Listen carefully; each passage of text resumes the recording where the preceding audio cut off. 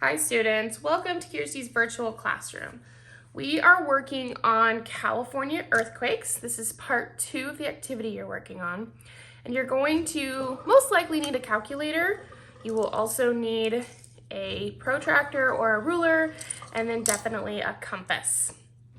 So what this first activity is going to entail is plotting a few seismic stations on the map that's linked here. And so I find this very helpful to print a lot of this stuff out if you have the ability to, just because it's a lot easier to see things. If you can get this map on an 11 by 17 piece of paper, that is even better. If not, that's totally okay. Okay, so what we want to do is we want to plot these stations. So I will teach you how to plot one of them, and then it's gonna be up to you to plot the rest of them. So this first station is called Hops, and it has a latitude of 38 degrees, 59 minutes north, and then a longitude of 123 degrees, 4 minutes west. So we have longitude and latitudes marked on here. You just have to look for where they are, and it is not going to be straight up and down. So just keep that in mind as you are working with this. So these lines kind of go at a diagonal because that's the direction that those latitude and longitude measurements sit on California. So let's first find our latitude. 38 degrees is the first one we're looking at. And so if we look here, you can see 40 is here, and then we've got 35. And so we want 38. So each of these lines is going to be an increment of 1 degree. So 35, 36, 37, 38. So 38 degrees north is going to be this line here, okay? And we're at 59 minutes. So that's about halfway between 38 and 39 degrees. Okay, so zoom back out a little bit for you. Okay, so what we're gonna do is we're gonna go about halfway between 38 and 39, and that's gonna be where we're gonna put 38 degrees north, 59 minutes. Okay. Then we need to find where it intersects 123 degrees west. So we have 120 here, 125 there. So they're increments of 1, 121, 122, 123. And over here we did 36 and 37. Okay, so we're looking at 123 and 4 minutes west, so that's just a little bit further from 123. Doesn't have to be perfect here. Okay, so 123 degrees west is here. We're gonna move over just a little bit from this line and find where it intersects our 38 north. So that's gonna be right there. And we're gonna mark that as Hops. So that is that station. Okay, so then the next thing that we are going to be doing is we are going to be looking at some P and S wave arrival times. So I have given you 3 seismograms for a particular earthquake with those specific stations called out. So the first one here is Hops, and then you have KCC, and you have Maud.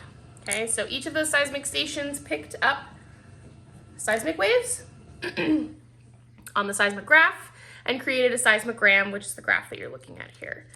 Okay, so we want to find the P wave arrival time and the S wave arrival time. Okay, so the P wave arrival time is when we first see an uptick of lines from the baseline. So this is the baseline here, this horizontal line. And when we see a first uptick, that's where we see our P waves. And so you can take a ruler or the protractor, and you want to project it up. Oh, that was a little bit crooked. Let's fix it. Good thing with working with a pencil is that you can fix it if you need to. Okay, so we projected this up as close as we could. We see that this is 20 seconds here. Time is at the top here. 20 seconds, 40 seconds. So midway between these segments is 10 seconds. And so we're pretty close to 20 seconds. I'm gonna call it 19 seconds for our P wave.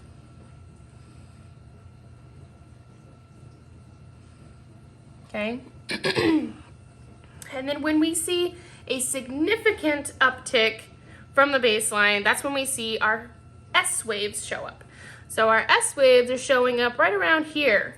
Okay, so then we will come in with our protractor or ruler and do our best to project that one upwards. Okay, so remember our S waves are stronger, which is why they're coming up from the baseline so much more significantly. So our S wave is, let's see if this is about 50 here. Halfway between that would be 45. I'm gonna call that 46. Okay, and then what you're doing is you're transposing this information onto this table 2 over here. Okay, so we're looking at table 2 on my first page, and I'm gonna write down my P wave arrival time, which is going to be 19 seconds. Okay, my S wave arrival time was 46 seconds. Okay, then we need to figure out what the lag time is. The lag time is the difference between the P and the S wave arrival. Now you can use a calculator, or if you can do this in your head, that's fine too. So we're just gonna subtract 46 minus 19, that gives us 27. So 27 seconds is our lag time. Okay, the next thing we're gonna do is figure out the distance to the epicenter. And the way we're gonna do that is by using the other chart I gave you, just graph 2 here. And this one is going to give you a relationship between the P wave and the S wave arrivals, okay? So we need to find where we have our lag time. So this time over here is the lag time that we're working with. And as you move away from the epicenter, so this is distance from epicenter, as you move away from this epicenter, which is where the earthquake originates, the P and the S wave curves here diverge from each other, right? So the lag time, which is what fits between here, increases with increasing distance from the epicenter, okay? So your lag time for this first one was 27 seconds.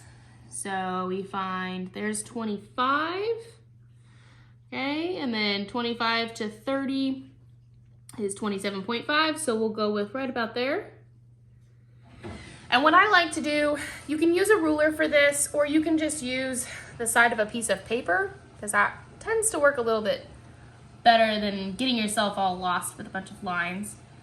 So you'll mark your 0 point, and you'll mark where you have 27 seconds. And this distance right here that we measured along the y-axis needs to fit somewhere between these two curves. Okay, so we will figure out where those fit. So they are fitting. And you want to do your best here to try to fit them. Okay, so it looks like they're fitting right about here. All right, and this fit will help you determine what the distance from the epicenter is. So you find where your lag time fits between the P and the S curve, and you project that down to your distance. So we know this is 220, and this is 240, so it's 10 between, so that must be 210 right there. Okay, so mine fit right at, where did I go? I think it was 210. Yep, so right here at 210 kilometers. Okay, so that is the information we're gonna put in this distance to epicenter, it's 210 kilometers. Now you need to figure out what that is in the compass distance so that you can open your compass appropriately for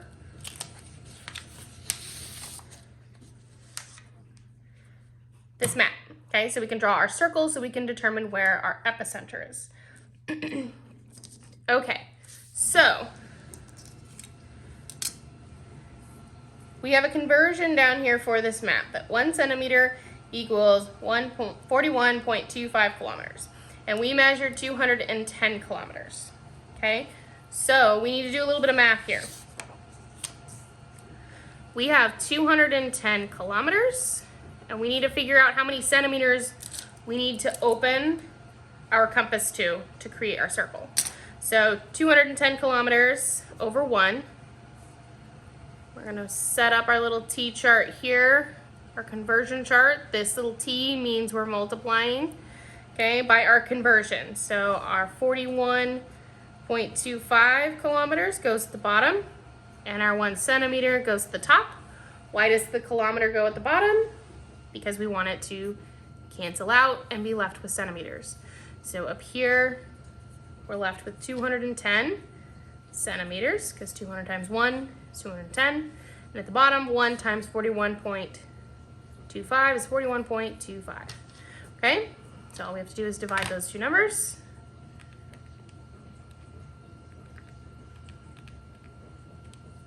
And that equals 5.09 centimeters. So about 5 centimeters is what we're looking for. If you want to be really precise, you're going to get much closer to a single intersection of all 3 of the circles that you make.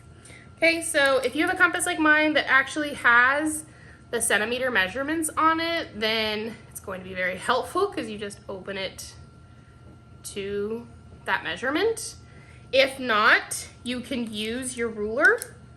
And so mine has millimeters and centimeters at the top here and then inches down here. And you would just open it to the centimeters. So whether you open it based on your compass or if you have like a metal compass, you might need to use the ruler for that, okay? So I have opened mine to 5 centimeters. My centimeters is on the back and my inches is on the front. Okay, you take the point and you put that on your seismic station, which is hops that we worked on, and then you draw a circle. Oh, as long as you don't move it. So do your best to hold it in place.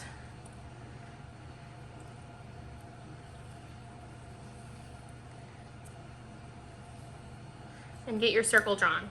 Okay, so somewhere in this circle or along this circle is where the earthquake originated. Okay, once you have your other 2 stations all completed and you plot them on here, you'll see a point or an approximate area where they intersect. If not all 3 of them intersect at a particular point, you use the area and give it your best guess as to what the latitude and longitude are. Okay, with the magnitude of the earthquake, we are going to use the amplitude as well as the lag time to determine that. But I'm gonna make a separate video for that, so this one's not too long. So this is the first part in getting to your location of the epicenter, and the next one will be to determine the magnitude of the earthquake.